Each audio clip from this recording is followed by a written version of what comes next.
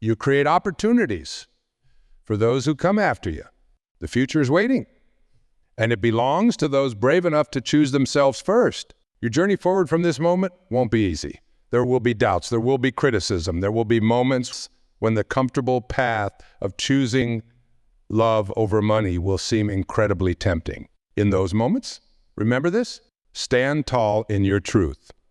Choose your growth, choose your development, choose your financial independence, and trust that real love, the kind that uplifts rather than limits, will find you on that path. Look at your hands for a moment. In these hands lies the power to create wealth, to build something meaningful, to make a difference in the world. Don't let anyone convince you that choosing to develop these gifts is somehow less noble than choosing, because in the end, the greatest love story you'll ever live is the one where you become everything you were meant to. The world doesn't need more people who have sacrificed their potential for love. The world needs people who have had the courage to choose growth, to choose development, to choose becoming their best selves. When you choose money, when you choose growth and development and becoming, you actually become more capable of real, lasting, powerful love. Your challenge starting right now is to be brave enough to choose yourself, to be courageous enough to choose growth, to be strong enough to believe that real love, the kind of love that's worth having, will celebrate your ambitions rather than stifle them. You're choosing for the person you're meant to become. You're choosing for everyone who will benefit from your growth. You're choosing for everyone who will be inspired by your courage. You're not just choosing for yourself. As we conclude, I want to leave you with this powerful truth. The greatest act of love you can offer the world is becoming fully, completely, magnificently yourself. Sometimes that means choosing money over comfortable love. Sometimes it means choosing growth over security.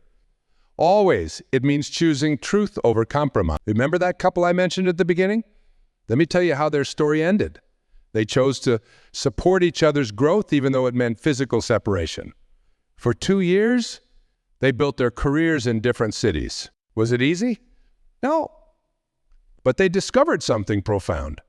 Their love grew stronger because it was based on mutual respect and individual growth rather than dependency and compromise. You demonstrate that love shouldn't require sacrifice of self. You build resources that can be used to lift others up. The choice between money and love is often a false dichotomy. What we're really choosing is between growth and stagnation, between authenticity and compromise, between becoming who we're meant to be and staying who others want us to be. You show others what's possible. Think about the ripple effects of your choice when you choose growth. Here's another truth that society rarely acknowledges. Sometimes choosing money over love is the most spiritual decision you can make, because at its core, this choice isn't about greed or materialism. It's about honoring the gifts you've been given.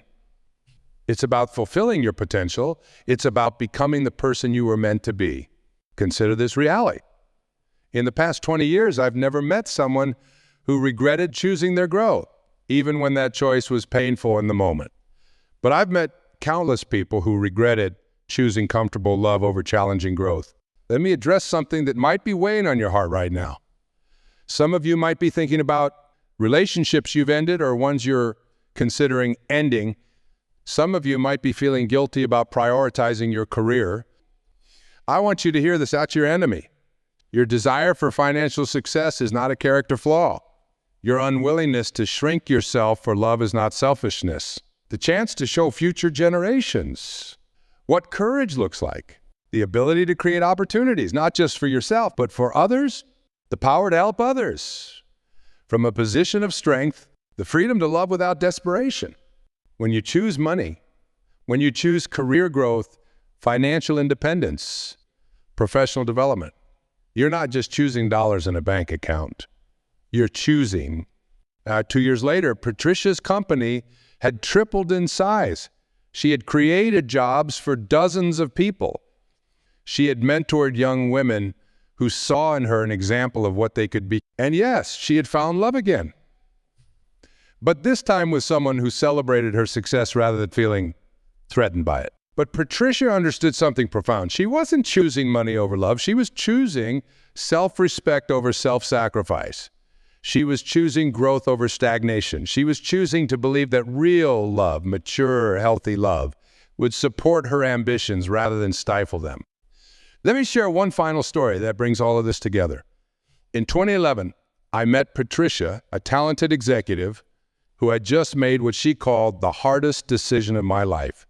She had ended a 10-year relationship because her partner couldn't accept her dedication to her career. She was 42, and society told her she was making a mistake. You're not getting any younger, her friends warned. You're choosing money over happiness, her family scolded. Think about this. Every time you choose your growth over comfortable love, every time you prioritize your financial independence over emotional dependency, you're not just changing your own life. You're changing the lives of everyone watching. You're showing them what's possible. In 2004, I met a couple who had made a radical decision early in their relationship. Instead of moving in together right away, they both focused intensely on their careers for 3 years. Friends and family thought they were crazy. If you love each other, why wait? They asked. But this couple understood something profound. They were investing in their ability to build a stronger future together. Think about the oxygen mask principle again. But this time, think bigger. Your financial security, your professional growth, your personal development, these aren't just your oxygen mask. They're the foundation that allows you to help others put on theirs. As we draw this journey to a close, let's talk about legacy. Not just the financial legacy you might leave behind, but the legacy of courage, of wisdom, of showing others what it means to honor your own potential. 5 years later, Sarah wasn't just successful. She was transformed. She had developed a confidence and inner peace that made her relationship stronger, not weaker. She was able to support her family in ways she never could have if she'd stayed. Most importantly, she had become someone who could love from a place of strength rather than obligation. In 1999, I witnessed a powerful example of this principle. Sarah, a talented architect, had received an offer to join a prestigious firm in London. Her entire family opposed the move. They called her selfish, accused her of abandoning them, tried to guilt her into staying. Sarah chose to go anyway. It was the hardest decision of her life. But here's where it gets really interesting. When you choose money, when you choose growth and development, you're not just building financial security. You're building emotional security. You're building the kind of inner strength that allows you to love without fear, to give without keeping score, to be present without anxiety about the future. Now, some of you might be thinking, but what about the risks? What if I choose money and end up alone? Let me tell you something powerful. The greatest risk isn't ending up alone. It's ending up with someone who requires you to be less than you could be. We're talking about something that rarely gets discussed. The relationship between financial security and emotional availability. When you're constantly stressed about money, when you're always one paycheck away from disaster, how emotionally available can you really be? How present can you be in your relationships? How much energy do you have for love? This isn't just theory. Studies from the early 2000s show that financial stress was one of the leading causes of divorce. Think about that. By choosing love over financial stability, you might actually be putting that very love at risk. In 2007, I conducted informal research among retirees. I asked them about their biggest regrets. Do you know what came up consistently? It wasn't the relationships they ended or the loves they left behind. It was the opportunities they didn't take, the chances they didn't seize, the financial security they didn't build when they had the chance. One gentleman's words particularly stuck with me. He said, "I spent my life choosing love over money, thinking I was doing the right thing. Now I realized I wasn't choosing love at all. I was choosing fear of change, fear of growth." Your growth, financial, professional, personal, isn't selfish. It's necessary. It's vital, not just for you, but for everyone whose life you touch. Because here's the truth. You can't give what you don't have. You can't support others if you're struggling to support yourself. You can't lift others if you've clipped your own wings. Let's address another fear that might be holding you back. The fear of being seen as selfish. Society has conditioned us, especially women, to believe that choosing personal growth over relationships is somehow selfish. But let me ask you this. Is it selfish for a flower to grow toward the sun? Is it selfish for a tree to grow deep roots? Has another crucial truth. Money isn't just about buying things, it's about buying choices. It's about buying freedom.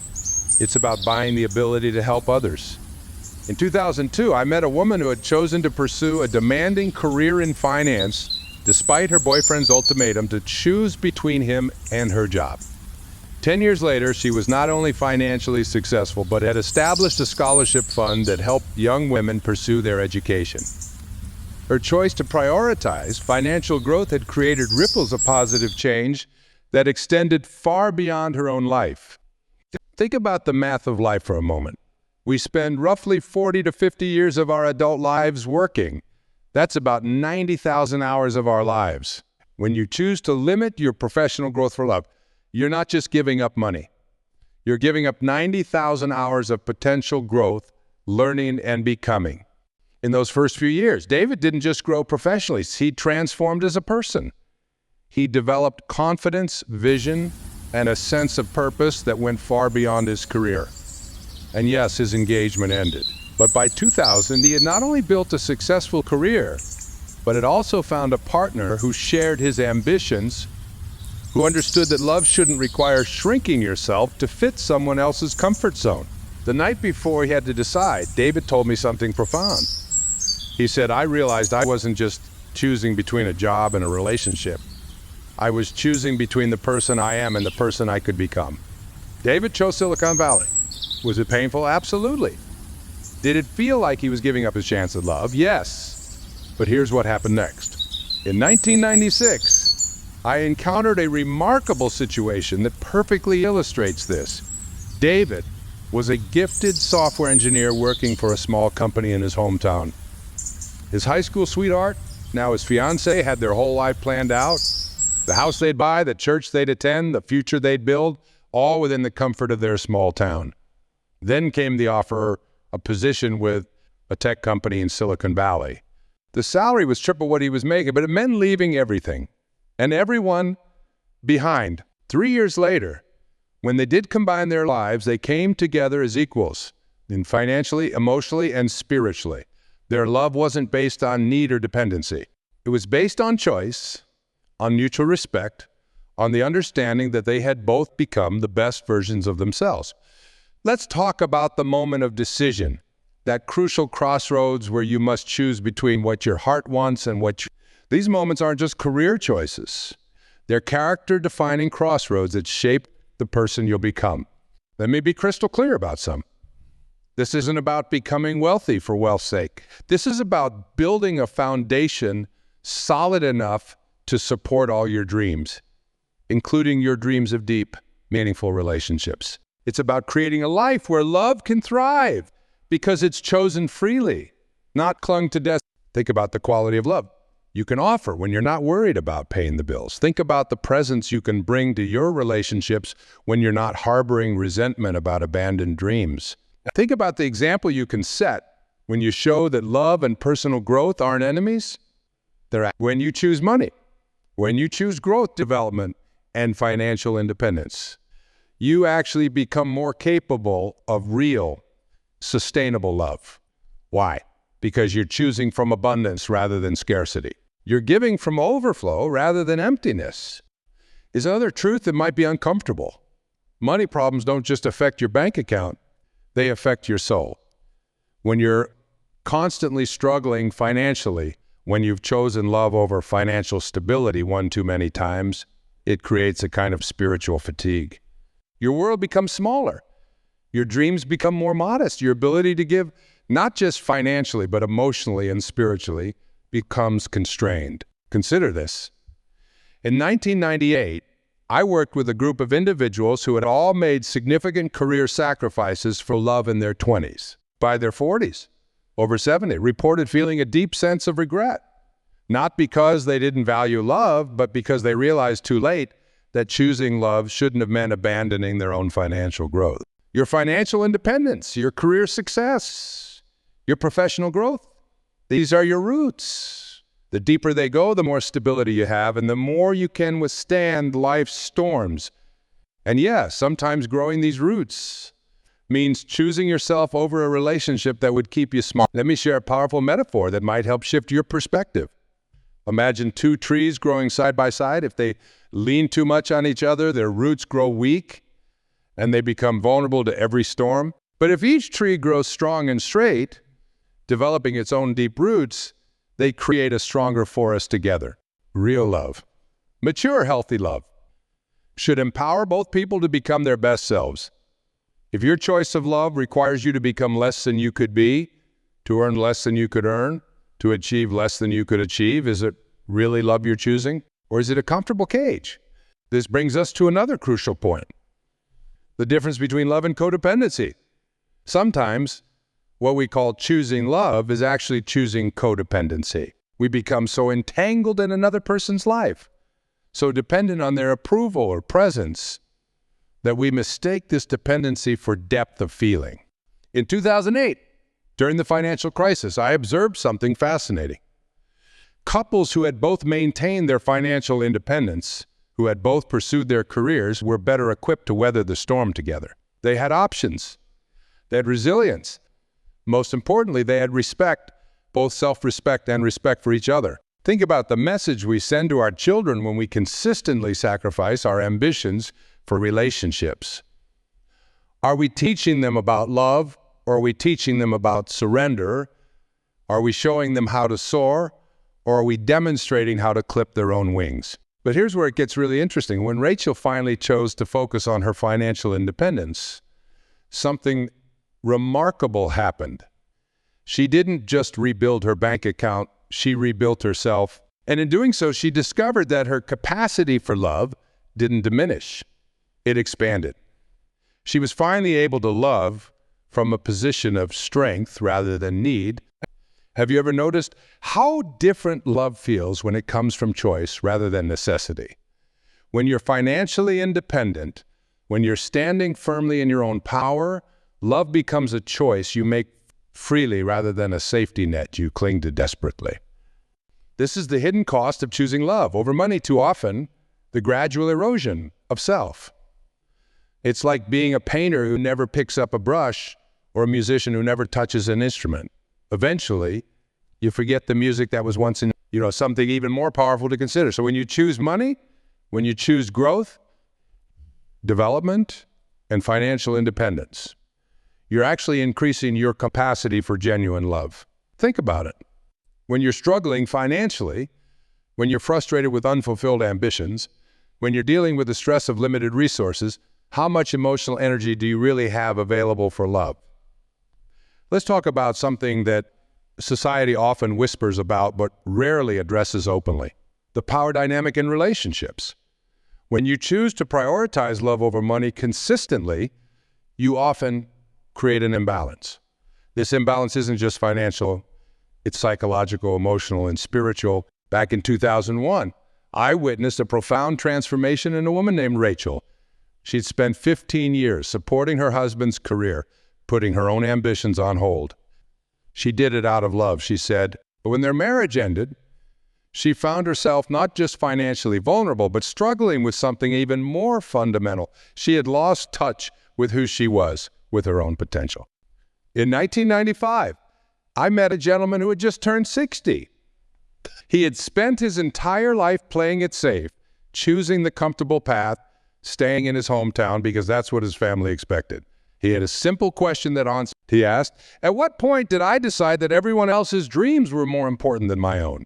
Don't let that be your question at 60. Don't let that be your regret. Here's a truth that might be hard to hear. Love without respect is incomplete.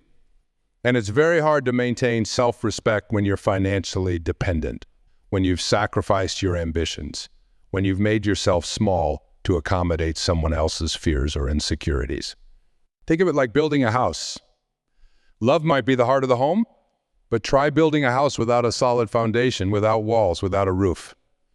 It won't matter how much love exists within those walls if the structure itself can't stand. Your financial stability, your career growth, your professional development, these are the foundations and walls of your life's house. Let me be very clear about something. This isn't about becoming a workaholic. This isn't about neglecting relationships altogether.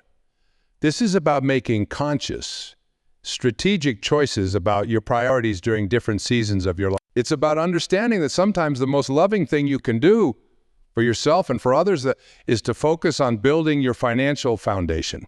Yes, there were challenges. Yes, there were moments of doubt. But here's what happens.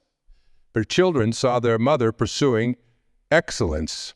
They learned the value of hard work, of personal growth, of financial independence. More importantly, the increased income allowed Maria to provide better education, better opportunities, and ultimately a more secure future for her family.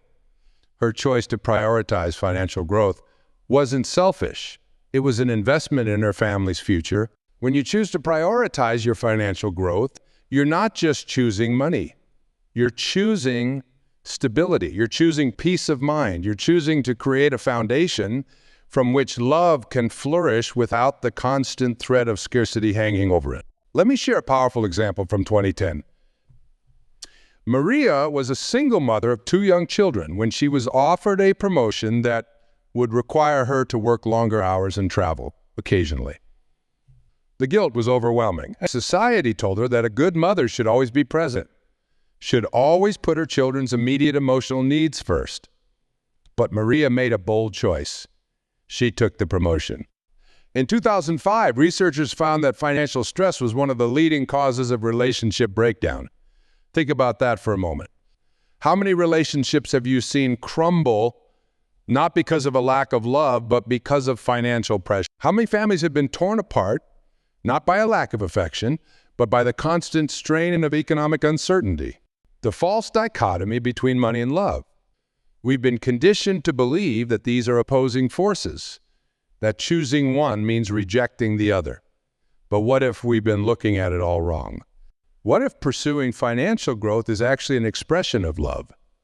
Love for yourself, love for your potential, and yes, love for those who depend on you. Think about it this way. A tree doesn't stop growing because its branches might stretch away from each other. Each branch reaches toward the light, and in doing so, the entire tree becomes stronger, more capable of providing shelter and sustenance. Your growth, financial, professional, personal is like that. When you choose to grow, you're not just growing for yourself. You're expanding your capacity to support and nurture others. Now, I want to address something that might be troubling some of you. You might be thinking, but what about my children? What about family responsibilities? This is where the wisdom becomes even more crucial. By choosing to maximize your earning potential, by choosing to grow your resources and capabilities, you're actually putting yourself in a better position to provide for and support your loved ones. Take a deep breath with me. Let that sink in for a moment. How many times have you stayed in a situation, a relationship, a job, a city, because it felt safe, because someone else's love seemed to... How many times have you called it love when it was really just fear? Let me share another story that illustrates this principle perfectly. In 1992, I met a young man named James. He had been offered a position that would triple his salary but require him to travel extensively.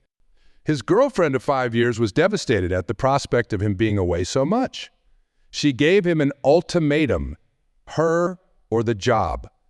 James chose the job, and it was one of the hardest decisions he'd ever made. 10 years later, I ran into James again. What he told me was fascinating. That decision, choosing his career over what seemed like love at the time, had transformed him in ways he never expected. Not only had he built a successful business that employed hundreds of people, but he had also found a partner who truly understood and supported his ambitions. His first relationship, he realized, wasn't really about love at all. It was about comfort, about staying in a safe, familiar space. Sometimes what we call love is actually fear in disguise. The fear of change, fear of growth, fear of stepping into our full potential.